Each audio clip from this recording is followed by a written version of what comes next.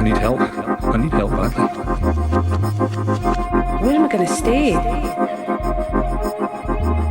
can't handle these kids. You've got to find me a place. I've run out of money. What am I going to do?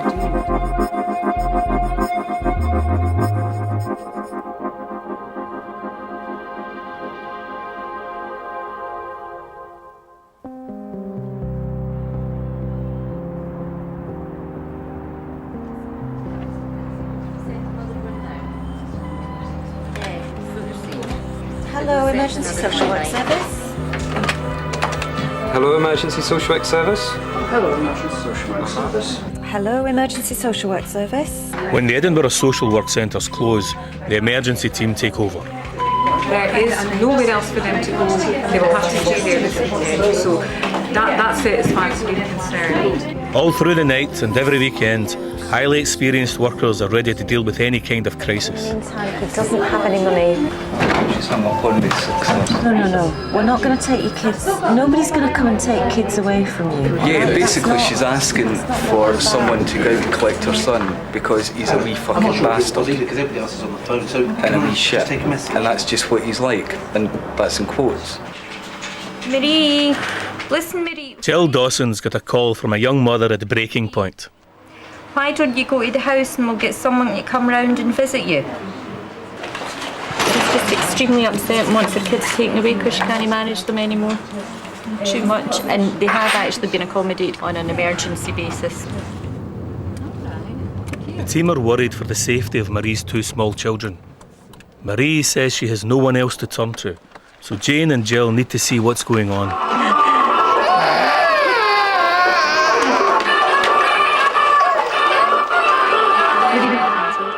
Marie is on her second bottle of wine.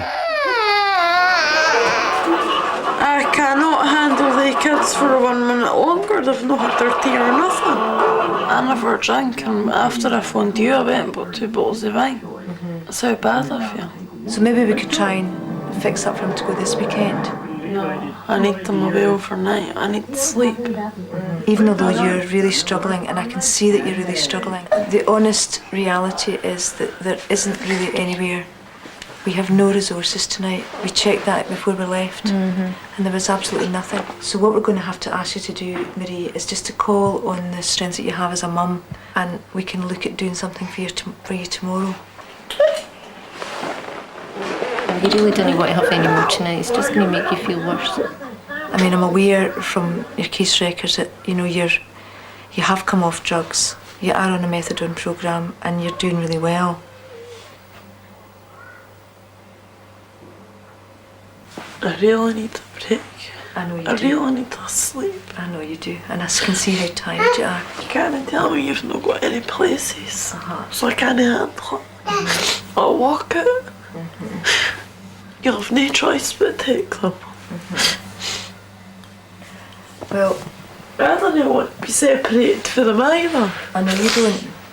What's built up to it all? Me doing everything on my own for so long, without a break, with no support. With no obvious solution, they have to decide whether it will be safe to leave Marie with the children tonight. Right, okay. The emergency team have to deal with all sorts of crises, from child protection to mental health. Obviously that we need to do really quite an urgent assessment. With 15 years social work experience, Maggie Wood specialises in mental health, but she's got a bit of a mystery in her hands. The transport police picked up this gentleman who's 57 and he was wandering around the station. They've discovered that he has come up from Harrogate and is homeless. But he's from Edinburgh, we think. He has cerebral palsy. They've got a name, but they don't know anything about John's past or the state of his mind. It's up to Maggie and Irene to get to the bottom of things. And put my notice in the window, which says social worker on emergency call out, which I would not put on in certain areas of the city because you come back and your car has no wheels. Really, John, it's about us trying to sort out how best we can help you. Why have you come to Edinburgh? Do you not wish to say? Have you returned to Edinburgh because you want to stay here? All right. So, for the rest of the weekend, John, you're short of a wee bit of money and you need some food. Right. But we can also perhaps get somebody to bring in some ready-made food for you. Would that be a help? Which would you prefer? Vegetarian. I'm sorry? Yeah, go vegetarian, please. Vegetarian? Vegetarian? You want it brought in? Yeah. What sort of things do you like to eat? Porridge. Porridge. Oh no, it's a little oven. It's a mini kitchen. They haven't found out much, but John is bothered by questions about his medication. Are you on any medication, John? No. No. All right, you okay? Aye. You all right? Okay, we'll leave you now, will we, John? Will we leave? It's kind of dislocated people, really. People who, for their own reasons, choose to up sticks and leave. It's something to do with where Edinburgh is geographically and the fact that we have a mainline station and the trains stop here. It's 2 hours later and the team are still at Marie's. She's threatening to walk out, so Jane has to call her manager. I've had enough. She's clearly saying that she's not coping. She's bought 2 bottles of wine. She's now begun to drink them in front of us, saying that that's what she's going to do. So I suspect that, you know, our coping mechanisms are kind of pretty exhausted. No, he's just, the wee one's just ran out. Hold on a minute, Caroline, he's running out the road. Wayne!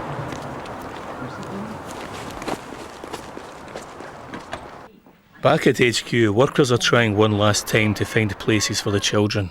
You'll have one here. Hello? Hello? She's just opened her second bottle of wine. Third bottle of wine now. We can't offer you something. I'll have to leave then. Marie, at the end of the day, you can't hold us to ransom. We've done everything we can to support you.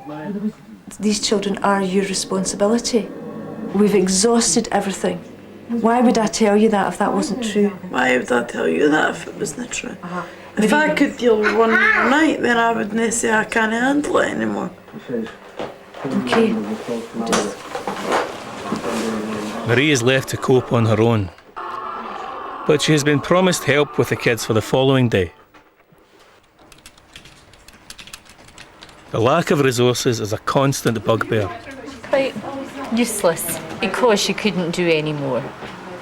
You know, you want to be able to go in there and at least offer something there and then, not the next day, but... There's no real sort of ideal solution to this, unfortunately. What would be great is a wee bank of mothers, experienced mothers, grannies, sitting there that you can put in for a couple of hours each day to teach the parents how to parent.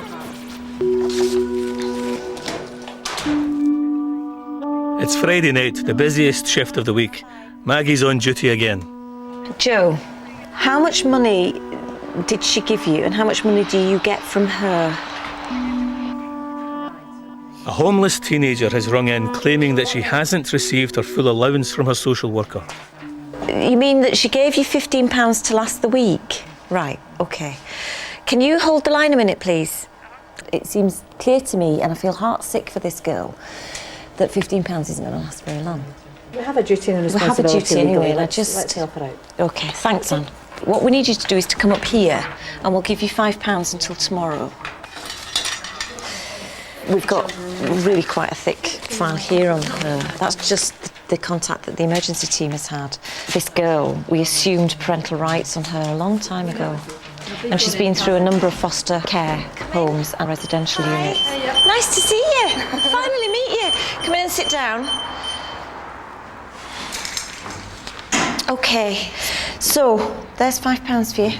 All right? Thank you. What are you going to get with it? Food. How long have you been homeless for? About 2 months. Done very well, actually. It's £515 for 4 days. That's like... At 16, Jo's been booted out of her flat because it got trashed. Now she's staying in B&Bs until she gets a new flat. So where do you think you might be getting a tenancy this time, have they said? Is it not nice? And you know you have to sign for this for me? Just saying I've given you £5. So good luck with the tenancy. I hope it all works out. But you know where we are if you need us. Give you a phone when I'm in my tenancy. Well, if you do, I hope it's to say, I mean, it's all right, everything's okay. All right. Right. Take care. Right, I will. All right. Right. Bye. See you later. Bye. She's a very engaging girl, isn't she? I'm a complete softie. I mean, I just lose all my abilities to make a decision based on anything other than emotion when it comes to money. I'm just having a look here. You actually had £15 2 days ago. That's right, you had a £5 the day before that. And you had £20 last week as well, a week ago. Another teenager has called in, and he's pushing his luck with Brian. I suppose, you know, the reality is, I appreciate that, but I can't give you in. And you're because of the level of money you've had, £55 in the last 2 weeks. Yes, it was a member of staff. Is that your last word on it? Because certainly if you tell me to go away and fuck myself, that's not going to get you money, you know? I would not take responsibility for you going out stealing because you haven't got any money, okay? No, I don't think so. No, that's not the only option you've got. That's Gary, not a very happy chap, because I won't give him money. Tonight he's going to go out and steal to get some money, and it will be my fault. You will get people who threaten to kill themselves because you don't do what they're asking them to do. And I suppose I've certainly learned that I just straight away say, if you want to do that, it's up to you, it's not my responsibility.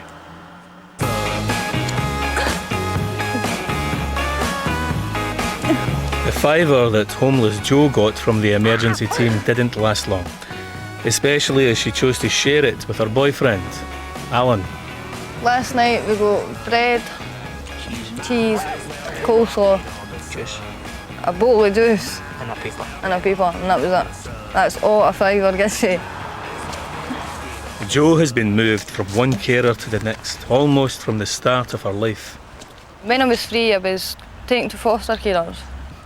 The way I looked at it after I'd been moved a couple of times, right, it's like being, I don't know, a teddy bear, say, right, and you get bought out of soap, right, and then they don't want you anymore. So they put you into the charity shop, and somebody else takes it.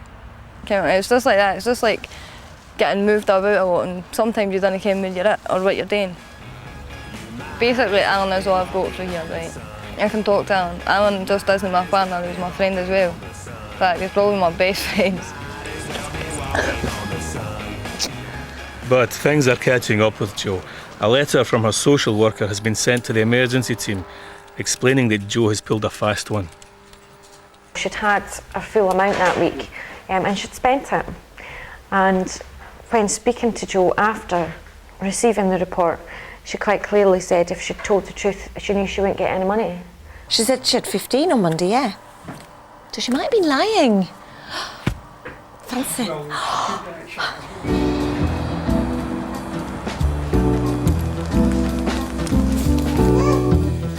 The emergency team managed to secure weekend daycare for Marie's 2 children to give her a bit of a break. Hey, you ready to go home?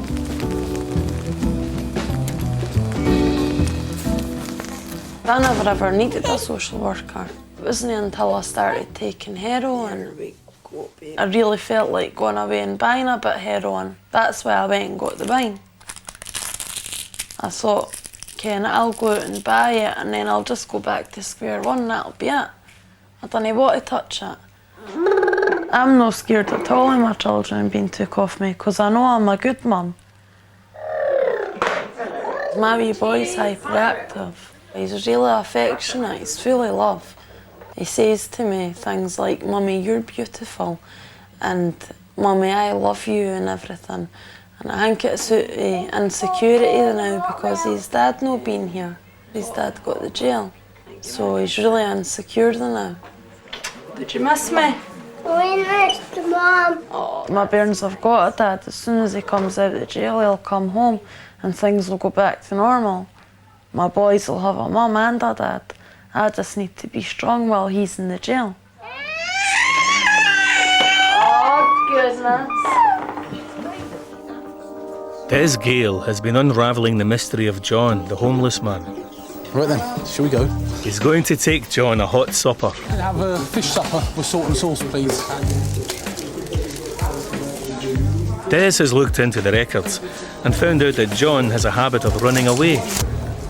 And I looked at our client index and we had him as being in a nursing home in Portobello, but it transpired that he'd discharged himself from there a few months ago and had gone to the Leonard Cheshire home, but discharged himself from there, so he's homeless. Oh! That was quick as well for the amount of time that took to get up here. There's your fish supper, and they gave you an extra piece of fish. And this is the shopping that you asked for, so hopefully there's enough for you for the weekend. Is there anything more that you think you're going to need for tomorrow? I could do with some coffee, please, mate. Yeah, that's fine. Coffee, tea bag, sugar and milk. OK, thank you. OK.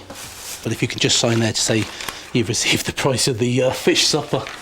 Thanks very much. Look after yourself. OK. Cheers. You can't force any assistance upon him. You can't make him take any help. And he is clearly quite vulnerable. But if he's not of the opinion himself that he needs supported accommodation, then you can't make him have that. There's been a major house fire in the middle of the night. A mum and her 3 young kids have escaped unhurt in nothing but their pyjamas. They've got no savings, no income, no one to turn to. So we're going out basically to do an assessment. To assess it. But she does sound as if she's struggling. I mean, she wasn't able to come and talk to Janice on the phone at any point. She was in shock. Woke up with the smoke alarm going off, realised her house is on fire, drags her children out, the shock of everything. Yeah. Just get some cash and go and check it out. Janice Murray and Matt Harrison are driving out to the temporary accommodation where the distraught mum has been comforted by her 2 friends. The benefits agency has left them £20, but it hasn't gone far. I just remember waking up, and then the next minute I was phoning for the fire brigade. I can't even remember really how I got the burns out. Hey you, she's got nothing. I know. The kids have got not a stitch on their back. They need this. I mean, they need to be clothed and talked to, and I didn't feel that I'm able to give them that right now. We've been up the whole night, but nobody's helped this woman, and I'm sick of making phone calls. I'm disgusted. We've been told there's £20 Lee, that'll do you till Monday. What about our kids? So have you spoke to the children today since all this has happened? Yeah, so how are they doing? Everything she owns is gone. Lee's kids are staying with their uncle. Once the room is sorted out, they'll rejoin their mum. And then when they come back here, it's a case of just settling them into the room, settling them into bed, giving them a wee bit of reassurance and stuff. That with your anxieties, because the kids will pick up on that. If you're feeling angry or frustrated with the situation, the kids will pick up on that. Okay, let's see what needs to be done. Okay, clothes for the children. Yeah. How much money do you think? I'm just not completely familiar with the price of kids' clothes. Neither am I don't have any. I mean, if you've got £20 at the moment, if we were to say £30 or £40, or you've got to be kidding. Well, I'll tell you what. One set of clothes and a pair of something for their feet, and that's them sorted. Come on, I mean, Yeah, because what would a pair of trainers be? About £10 each or something? I mean, I'm just talking about cheap things, not sort of anything fancy. Give me a figure. I don't know. Okay, so we'll go and get some money just now. Are you going to come back here? We'll come back here. We'll meet you here. We'll be about 20 minutes. Right, well, that's fine. Okay. Janice asks her manager how much they should give Lee. Lee, Mum's really in a state of shock. Got absolutely nothing at all. I mean, the kids have got nothing. They've not got shoes, jackets or anything. Right, great. OK, Jill, thanks. Jill's reckoning £50 each for the children. Give Mum £150 and, hopefully if she budget's OK, she'll be able to get bits and pieces for herself on top of that. So just got a cash line, I'll take £100 out of my own bank account. She's obviously quite isolated, Matt, from family. Well, yes and no. I mean, she's got a brother-in-law looking after the kids. She's got 2 friends there with her. She's okay, I think.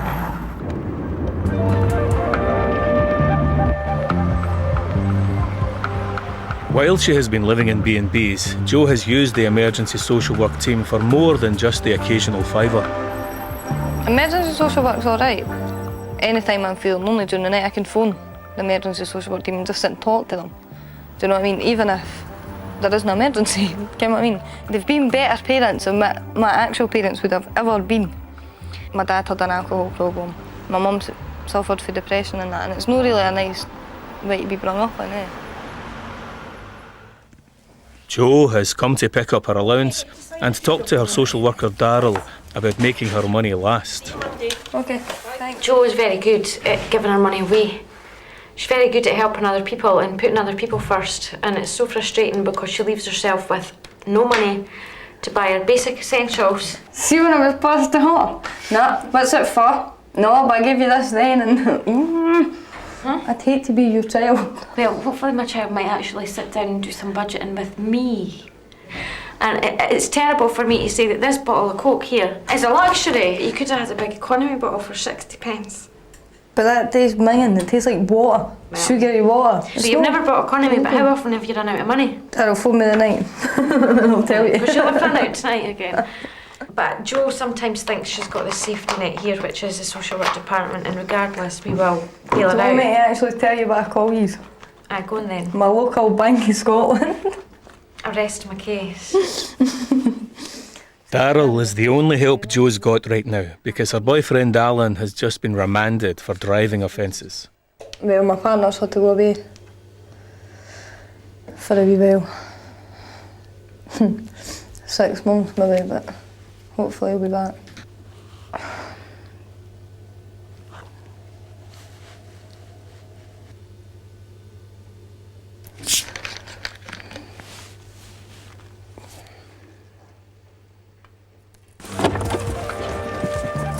Matt and Janice return with money, but Lee has disappeared. Fucking hell. Well, there we go. Offer someone 100 quid, and there's... 150? Well, we could wait for 5 minutes, and if they're not here in 5 minutes, then I think we head back. No, I think it is. I think it's too much. I think we should be giving them 70, 80. You couldn't get clothes, shoes and a jacket for 3 children for 30 quid. No, not for 30. No, I think in total maybe 80 or 90. Strange situation. We don't normally have people disappearing when we're coming back with money. Yeah, I think that's a first. To try it more often. Lee and her friends turn up just in time. Hi folks, how you doing? So we've got £150 here. If you could just sign it for me.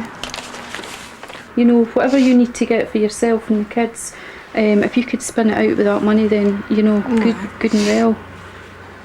I can't believe how much that you have actually done in this space of time, and I got handed £20 for me because my bairns weren't here. I know.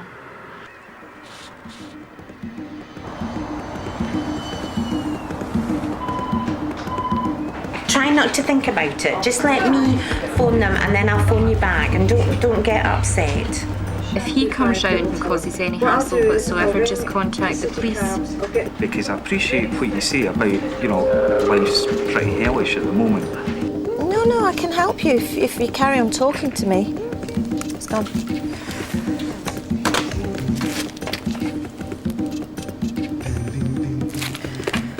Says he's going to commit suicide. Telephone number, but I don't know where he lives.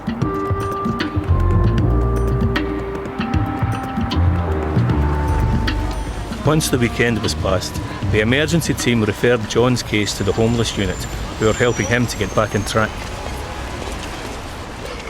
I was on duty here at the access point and gets a fax from the emergency duty team at Shrub Hill with a summary that I've become very familiar with, I have to say. And I went, oh, here we go again. Okay, he's back.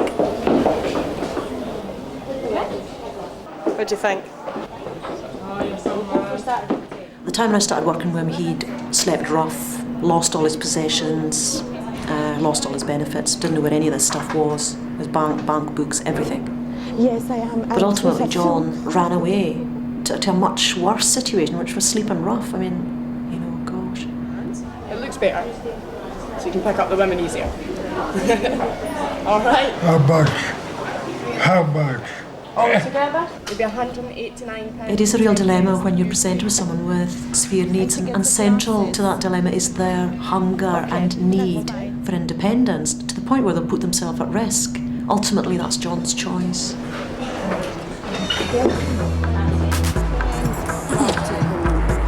Make sure she'll be pouncing. It's a big day for Jo. She's moving into another new flat, helped by her social worker, Daryl. Jo? Yeah? Everything is falling into place, but Jo claims that her first gyro didn't arrive at her old B&B. Hello? Have they sent out on Thursday? Well, I've not got it. Right, okay. Bye. Obviously, I've not got it. It says I have to go to the job centre and report it missing. Can I phone the bed and breakfast and double check with Jim? Hiya. I was just giving you a call. She's saying her gyro never arrived over the weekend. I just wanted to double check that there was nothing there for her. She got it? Right, that's super. Okay, thanks Jim. Bye. Jo? What? Jim said she got your gyro on Saturday. Well, Jim never handed no gyro over to me. The only mail I got on Saturday morning was 2 letters for Alan. I asked if there was any more and he says no. Right, well then getting into a police matter. Oh, I feel ill. How? I don't know. Right, I'm going to go down to the shops. See you later.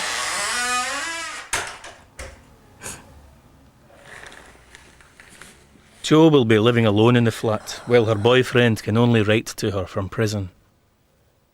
If you don't come and see me, I'll go off my head. If you do, when I get out, I will take you to bed. Oh no. I will buy you a ring and go on one knee and say, Jo Blaney, will you marry me? No. It would have been nice to have had him here today, because I know for a fact he would have helped me settle in.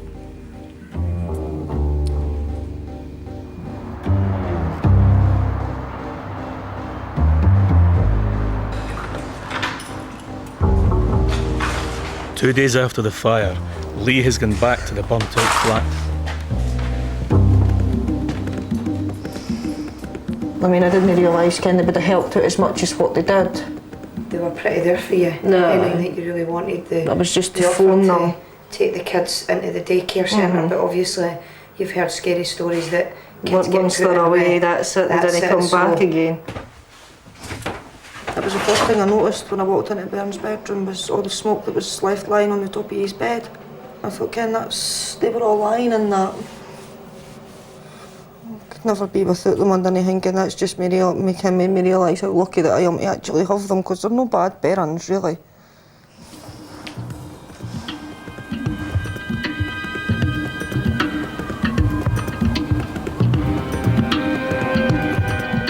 A month on and Jo is still settled in her flat. My darling's back.